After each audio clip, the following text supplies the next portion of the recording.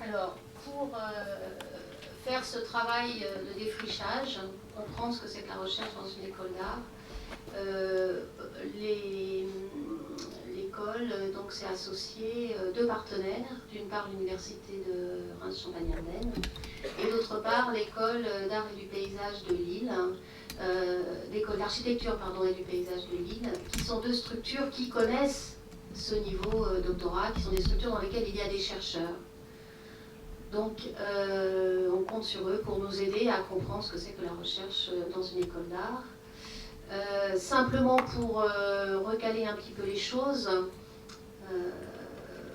quand vous produisez une expérimentation, vous faites de la recherche, hein, vous avez l'impression de faire de la recherche toute l'année, donc ce que je vous dis peut peut-être vous surprendre, mais c'est vrai que la recherche dans une école d'art, c'est une recherche en acte et pas une recherche simplement en mots ou en théorie. Hein. Vous avez vu que la théorie dans l'école est là pour soutenir la pratique, hein, pour relancer, nourrir la pratique. Donc cette articulation entre la théorie et la pratique, eh bien, on va la retrouver dans la recherche, et cette recherche ne va pas être seulement une recherche en parole, comme aujourd'hui. C'est une journée inaugurale dans laquelle les paroles vont s'énoncer, mais ça va être surtout une recherche en actes. Les actes vont être posés, et donc vous verrez dans les mois qui viennent d'autres modes de travail dans le cadre de Transtopie.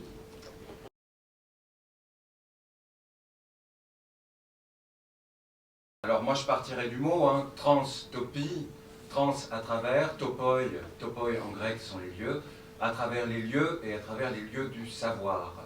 Transtopie se veut un laboratoire de recherche qui passera à travers les lieux du savoir et qui sera lui-même itinérant. Ça veut dire que Transtopie réunit des spécialistes, essaye de réunir des gens qui travaillent dans une branche déterminée, des géographes, des plasticiens, des théoriciens, pour réfléchir à un territoire bien précis et un rapport bien précis entre ce territoire, l'espace, le paysage et la friche, c'est le territoire des Ardennes.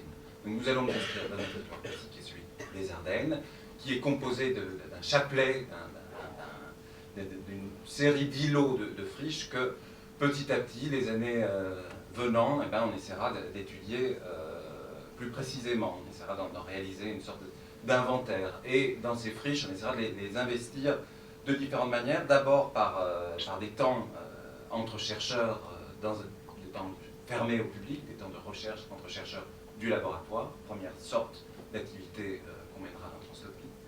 Deuxième temps, des temps ouverts au public, donc à vous, des temps comme aujourd'hui, ou comme la semaine dernière, avec la journée en images, l'après-midi d'images sur le paysage, où on essaiera de réfléchir nos représentations et nos lexiques. Donc aujourd'hui, l'idée c'est de faire des allers-retours avec des spécialistes entre ce qu'est le paysage et ce qu'est la friche. Aller de la friche au paysage, du paysage à la friche, pour essayer de mieux saisir un peu ce qu'on va investir dans un troisième temps, qui va s'appeler la ZAP, Zone d'activité potentielle et provisoire. Pendant ce temps-là, nous, les chercheurs du laboratoire de Transtopie, on va essayer d'investir une friche. Cette année, on essaiera d'investir un site qui se situe à Gleyre, donc c'est une friche, une ancienne usine électrique, qu'on investira au mois de mai, à travers différentes actions, recherches, actions plastiques, recherches avec la population, différentes rencontres avec les gens qui habitent autour de la friche, qui investissent aussi les lieux, et puis essayer de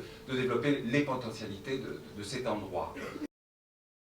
Moi, j'ai comme ça à vous proposer, je dirais, trois points de repère un peu théoriques, comme ça, pour écouter les gens qui vont succéder aujourd'hui. Le premier, c'est Jean-Luc Nancy, qui, au fond des images, définit le paysage comme une notion vague ou confuse qui signe toujours l'éloignement ou la perte de vue.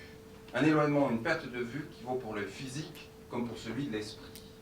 Le paysage comme perte de vue de l'œil et de l'esprit. Premier point. Deuxième point de repère pour moi, hein, j'essaye de vous le proposer, après vous verrez si ça vous servira dans votre écoute. Le deuxième point de repère pour moi, c'est Lacan. Jacques Lacan, le psychanalyste, qui s'intéresse à la libido et qui la compare à une usine hydraulique au bord du Rhin. Inutile de rêver au paysage quand il était encore un terrain vierge où les flots du Rhin coulaient en abondance, nous dit Lacan.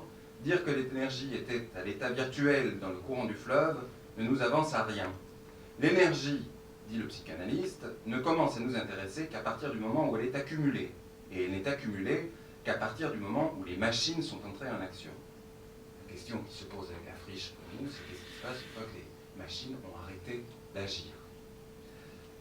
Donc voilà, d'un côté le paysage comme perte de vue de l'œil et de l'esprit, de l'autre la friche comme la machine qui produit l'énergie et qui s'est arrêtée. Et entre les deux, pour moi, il y a l'espace, et le penseur de l'espace, c'est Perec, hein, c'est Georges Perec, qui nous dit « Vivre, c'est passer d'un espace à un autre en essayant le plus possible de ne pas se cogner. »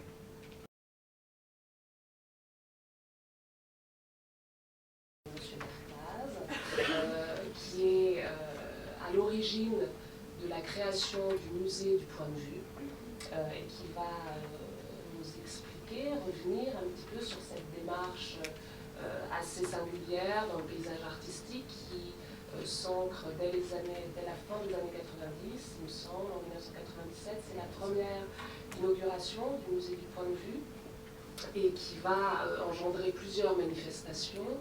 Et enfin, dans un second temps, mademoiselle Lorraine Andrès, docteur en géographie, spécialiste de la question de la friche, actuellement au post-doctorat à Cambridge, qui nous a fait le plaisir et l'honneur de venir nous rejoindre aujourd'hui à Reims, et qui reviendra donc sur la question du paysage et de la friche qui nous intéresse aujourd'hui.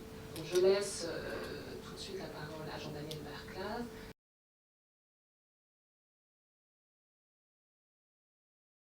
Bon, voilà, moi je suis de l'origine de la peinture, c'est-à-dire de quelqu'un qui travaille en solitaire dans son atelier, qui remplit des surfaces dites blanches, au départ, avec des sujets. Un jour, je me suis posé beaucoup de questions parce que le transfert d'une œuvre de l'atelier dans un lieu d'exposition, c'est un mouvement qui donne à l'œuvre une autre signification.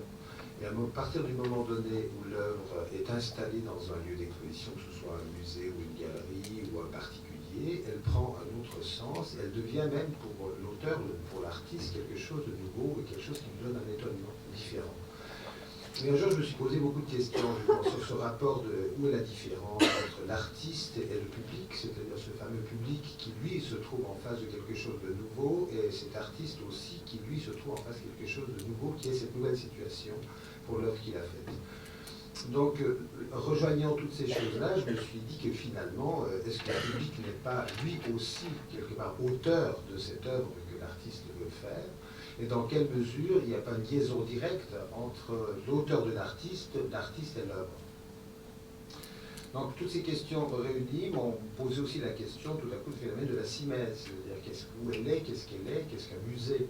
Et les sujets que l'on traite sont souvent des sujets naturels ou des sujets politiques représentés par des personnes, donc ce sont des modèles. Donc là, en l'occurrence, je me suis saisi du paysage, de situations un peu particulières, en considérant qu'on pouvait inverser les rôles, c'est-à-dire qu'au lieu de mettre des œuvres dans des musées, le musée pouvait se diriger vers l'œuvre. Donc on arrive à retracer ça par un événement singulier qui est celui du vernissage, qui est souvent ce moment d'accueil, ce moment privilégié où on honore une œuvre d'art. Donc j'ai déplacé le phénomène du vernissage sur le sujet même, c'est-à-dire que le sujet devient le lieu dans lequel on se trouve, et au lieu de mettre une œuvre immensément grande dans un petit musée, on prend un petit musée vers une œuvre immensément grande dans l'autre sens. Donc j'ai procédé de cette manière, petit à petit, et la première opération que j'ai faite, qui était quand même une opération, je dirais, beaucoup plus lourde, puisque j'avais allé à l'époque, en 99, à Marseille, louer une aire de repos d'autoroute, et je l'ai transformée en musée.